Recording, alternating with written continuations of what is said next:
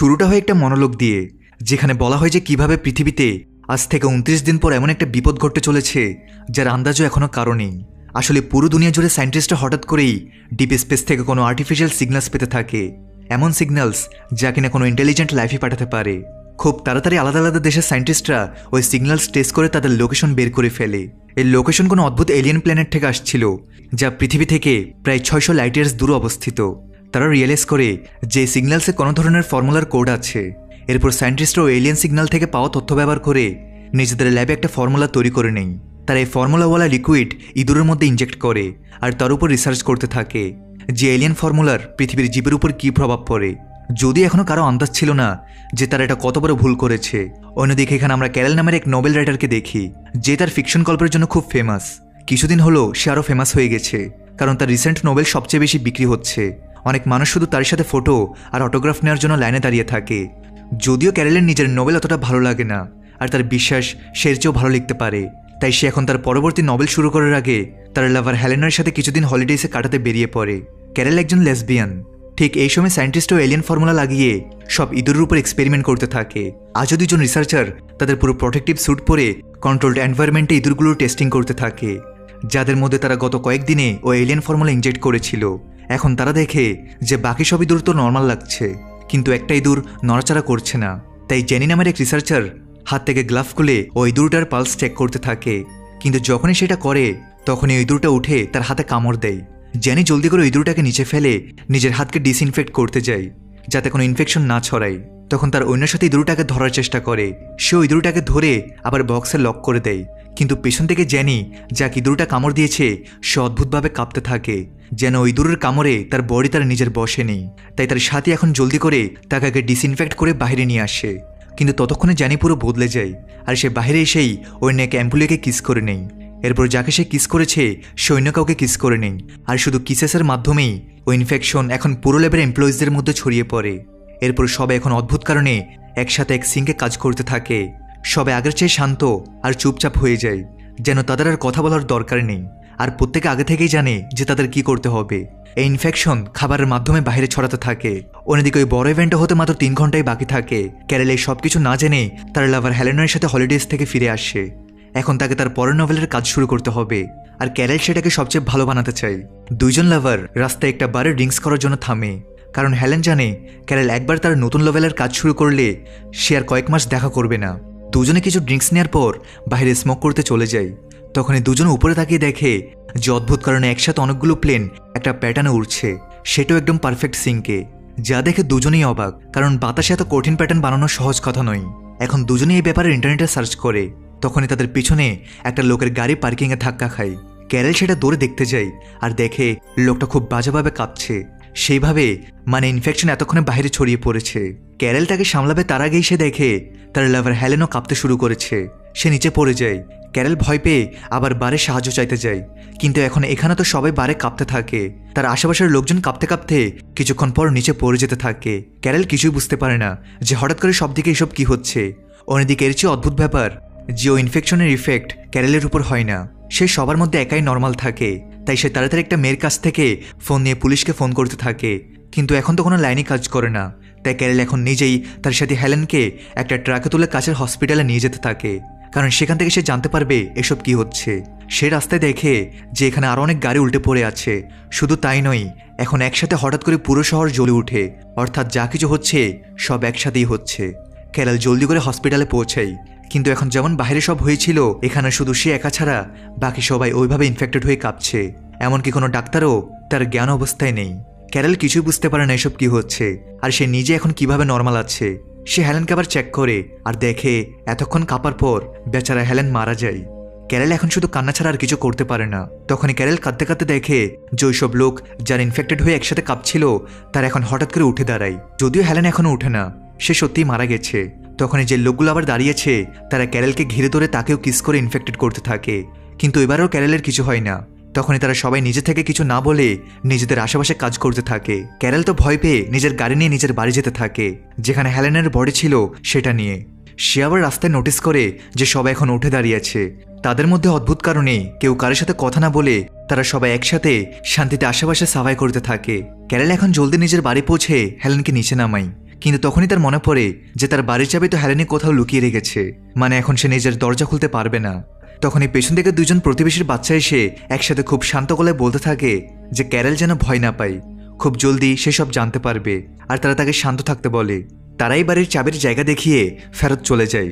অন্যদিকে ক্যারেল এখন ভয় পেয়ে হেলেনের বডিকে ভেতরে নিয়ে জলদি করে বাড়ির সব জানালার দরজা লক করতে থাকে, কারণ তার মনে হচ্ছে বাইরে ইনফেক্টেড লোকজন যে কোনো সময় ভেতরে এসে তার উপর অ্যাটাক করবে।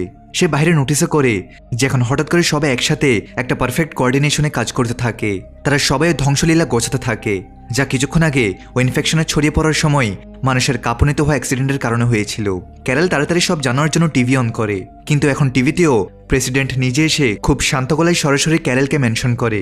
সে সরাসরি ক্যারেলের নাম নিয়ে বলে তাদের পুরো দেশে শুধু সেই একা বেঁচে আছে যে এখনো নর্মাল আছে। ছোট্ট একটা ব্রেক দিয়ে আবার মূল ভিডিওতে ফিরে যাচ্ছি। বর্তমানে বিশ্বের অন্যতম জনপ্রিয় বিশ্বস্ত অনলাইন বুকমেকার প্ল্যাটফর্মের সাথে তোমাদের পরিচয় করে দিতে চাই, যার অফিসিয়াল পার্টনার হচ্ছে সিরিয়া এবং পিএসজি। এই অ্যাপে তুমি সমস্ত লাইভ ম্যাচের ফলাফল এবং লাইভ ম্যাচ দেখতে পারবে, এমনকি তুমি স্কোর অনুমান করতে পারবে। এই অ্যাপে রয়েছে ক্র্যাশ গেম থেকে শুরু করে online salt, live match streaming এবং রিয়েল টাইম গেমিং, যেখানে তুমি আইফোন, ল্যাপটপ এমনকি বিএমডাব্লিউর মতো পুরস্কার জিততে পারো। কিন্তু সবার সেরা পছন্দ অবশ্যই চিকেন রোড।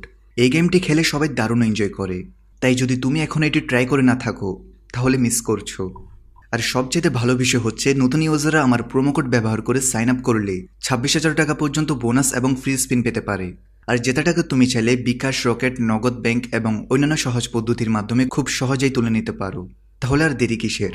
রেজিস্ট্রেশনের জন্য পিন কমেন্টে থাকা লিঙ্কে ক্লিক করো অথবা গুগলে গিয়ে অনুসন্ধান করো, আর রেজিস্ট্রেশনের সময় প্রোমো কোড ব্যবহার করে বোনাস পাও। এটি শুধুমাত্র একটি বিজ্ঞাপন। এই ধরনের অ্যাপে আর্থিক ক্ষতির সম্ভাবনা আছে, তাই এই ধরনের অ্যাপ থেকে দূরে থেকো। তারা ক্যারেলকে সব সত্যি জানার জন্য একটা নাম্বারে ডায়াল করতে বলে। এখন ক্যারেল জলদি করে টিভিতে বলা নাম্বারের উপর কল করে দেয়। এরপর এখন ফোনে একটা লোক ক্যারেলকে শান্ত থাকতে বলে। সে সবকিছু বোঝাতে থাকে। ক্যারেল নোটিস করে যে ফোনে ওই লোকটার আওয়াজ খুব শান্ত আর গোছানো লাগছে। এখন এই লোকটা সবার আগে ক্যারেলকে বিশ্বাস করায় যে সে একদম সেফ আছে, কেউ তাকে কিছু বলবে না, আর সে আগামী কয়েকদিন যেন বাড়িতেই থাকে, যাতে আজ রাতে বাইরে যা ধ্বংসযোগ্য হয়েছে তা সব পরিষ্কার করতে পারে। ক্যারেল ভয় পেতে পেতে জিজ্ঞেস করে যে সব কী হচ্ছে, আর মানুষ অদ্ভুত কারণে এক অপরের সাথে কথা না বলেই সব কাজ কিভাবে করতে পারে। যার উত্তরে ফোনে থাকা লোকটা জানাই এখন আজকের রাত থেকে দুনিয়ার কোনো মানুষ একা নেই, তারা সব একসাথে একটা হাইভ মাইন্ডের সাথে জুড়ে গেছে। এমন একটা সিগন্যাল যা সবাইকে এক এক করে তাদের একসাথে অর্ডার দিতে পারে। আর এই অর্ডারস অন্য কেউ নয়, বরং ওই এলিয়েন লাইফই দিচ্ছে, যা পৃথিবী থেকে পুরো 600 লাইট ইয়ার্স দূরে ছিল। তারা এখন ক্যারেলকে সব বোঝাতে শুরু করে কিভাবে আজ থেকে 14 মাস আগে প্রথমবার ওই এলিয়েনরা পৃথিবী নামক গ্রহকে খুঁজে পেয়েছিল। আর তখন থেকেই তারা পৃথিবীর লাইফ আর মানুষের ইতিহাস সম্পর্কে জানতে শুরু করে দেয়। তাদের মানুষের ব্যাপারে এতটা জানা ছিল যে মানুষ কোনো জিনিসের ব্যাপারে জানুক বা না জানুক, তবুও তারা তাদের সিগন্যাল ডিকোড করবে। তারা তাদের সিগন্যালসের মাধ্যমে এমন ফর্মুলা পাঠিয়ে দেয় যাতে ইনফেক্টেড হওয়া সব মানুষের ব্রেন তাদের হাইভ মাইন্ডের সাথে কানেক্টেড হয়ে যায়। আর তারপর তো আজকের দিনে ওই ইনফেকশন ছড়িয়ে পড়ার পর সব মানুষের ব্রেন ওই এলিয়েন সিগন্যালের সাথে জুড়ে যায়। আর তারা সবাই কমপ্লিট হতে হতে একটা হাইভ মাইন্ডের সাথে জুড়ে গেছে। মানে এখন পৃথিবীতে থাকা মানুষের কাছে নিজেদের আলাদা কোনো চেতনা নেই, তারা সবাই একটা সিগন্যাল ইউনিফাইড এন্টিটি হয়ে গেছে, যারা একবার অর্ডার দেওয়ার পর কোনো কথা না বলেই একসাথে এক সিঙ্কে এই পারফেক্ট কোয়ারেন্টিশনে কাজ করতে থাকে। আর এইসব এলিয়েন্সরা পৃথিবীর ইতিহাস দেখেই করেছে। তারা দেখছিল যে কিভাবে মানুষ প্রায় একে অপরের উপর অ্যাটাক করে নিজের পুরো প্ল্যানেটকে ক্ষতি করতে থাকে, তাই তারা মানুষকে একসাথে মিলিয়ে আর্থ প্ল্যানেটকে আরও ভালো করার কথা ভাবে। এখন ক্যারেলকে অ্যান্টিটির দ্বারা বলা হয় যে তাদের পারফেক্ট সিগন্যালের পরেও পুরো দুনিয়া জুড়ে সেসহ 12 জন আরও এমন লোক বেঁচে গেছে যাদের উপরে কোনো কারণে ইনফেকশনের কোনো আচর হয় না, মানে তারা সবাই ইমিউন। তাই এখন এই অ্যান্টিটি ক্যারেলকে অফার করে যে সেও তাদের সাথে মিলে এই দুনিয়াকে ভালো করার অবদান রাখুক আর নিজের ইচ্ছাই তাদের মধ্যে সামিল হয়ে যাক। তারা এখানে পৃথিবীর ক্ষতি করতে আসেনি, বরং একে ভালো করতে এসেছে। যদিও ক্যারেল রাগে ফোন কেটে দেয়, কারণ সে নিজে বাকি সবার মতো হতে চায় না। অন্যদিকে এখন পর্যন্ত বাকি দুনিয়া জুড়েও সব দিকে ইনফেকশন ছড়িয়ে পড়েছিল। সব মানুষ ওই কালেকটিভ হাইভ মাইন্ডের সাথে জুড়ে যেতে থাকে। আর এখন পর্যন্ত যেসব অ্যাক্সিডেন্ট হয়েছিল তারা সেগুলোকে সামলাতে থাকে। সব দিকে পরিষ্কার পরিচ্ছন্নতার কাজ জারি ছিল।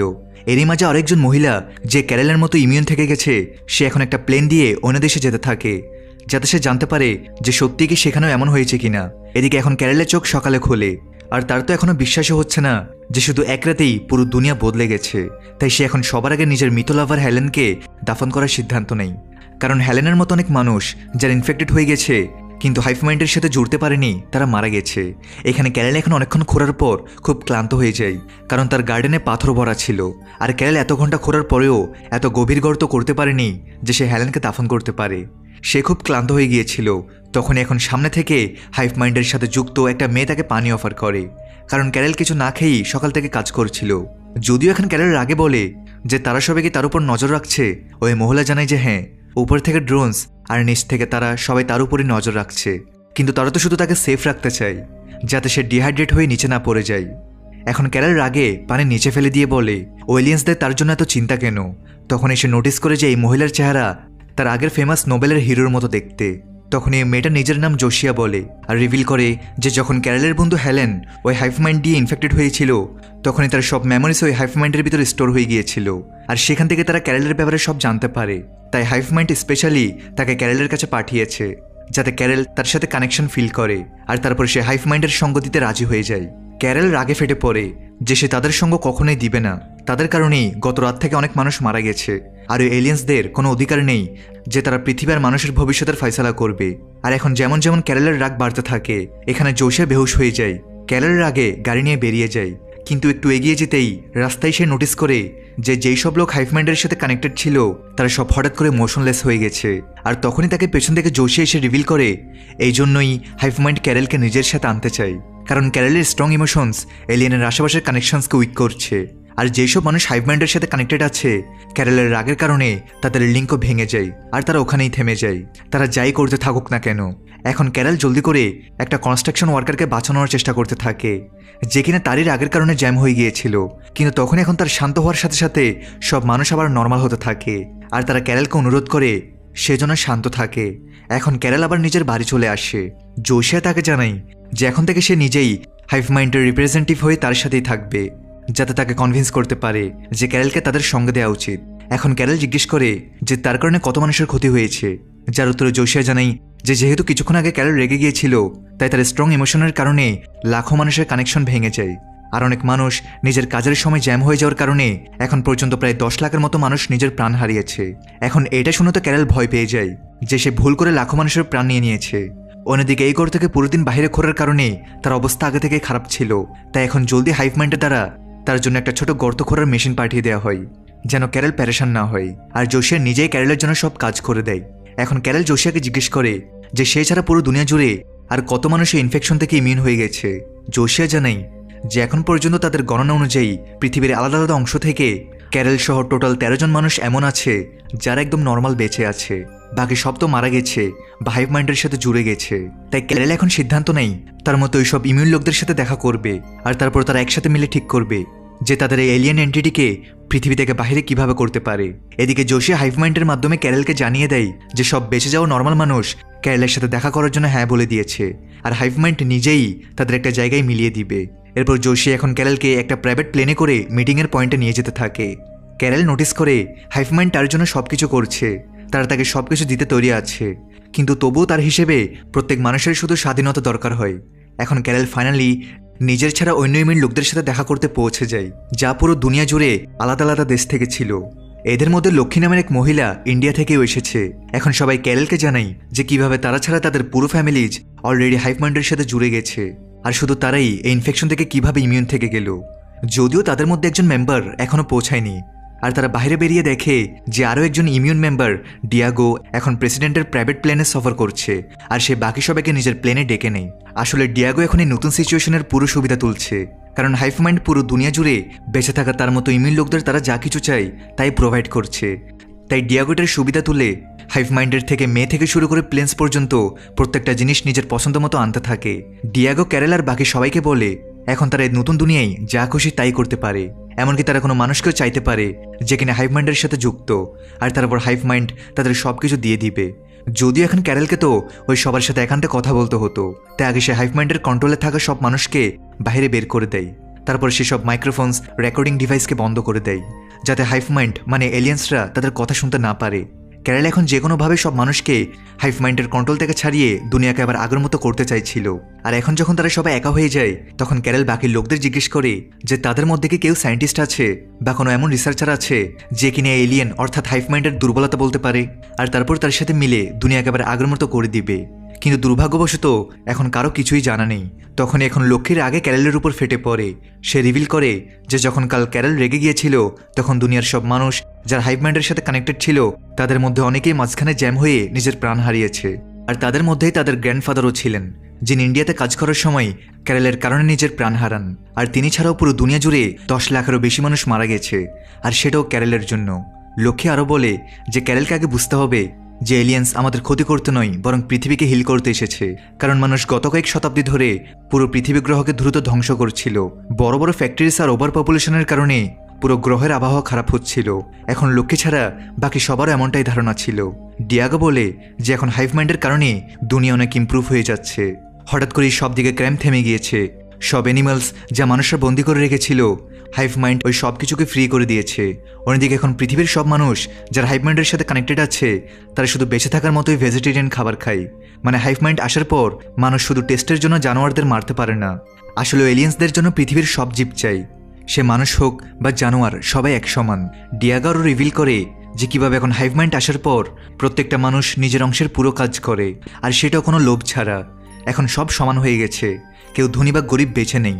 কিন্তু এখন ক্যারেল বলে যে এসব দেখতে তো ভালো লাগছে, কিন্তু সময়ের সাথে সাথে মানুষ নিজে থেকে কিছু করতে পারবে না।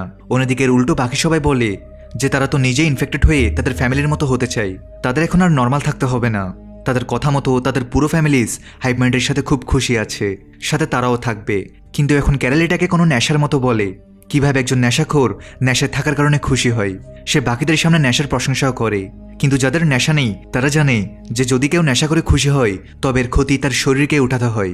এমনই নেশার সমান সে হাইভ মাইন্ডের কন্ট্রোলে থাকা লোকদের মনে করে যে যখন তাদের কাছে নিজের ইচ্ছাই নেই, তারা স্বাধীনও নয়, তো তাদের খুশি হওয়া কোনো মানে রাখে না।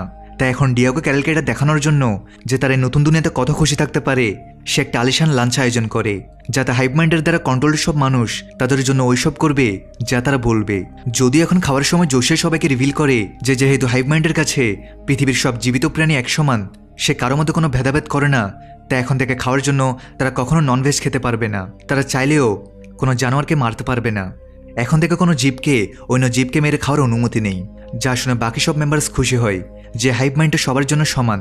যদিও এখন ক্যারেল আবার রাগে মাছ খাওয়া থেকে উঠে যেতে থাকে, কারণ সে ছাড়া আর কেউ চায় না যে দুনিয়া আবার আগের মতো হয়ে যাক। কিন্তু এখন আবার ক্যারেলের রাগ হওয়ার কারণে হাইভ মাইন্ডে থাকা লোকদের কানেকশন ভাঙতে থাকে, আর তারা ওখানেই পড়ে যায়।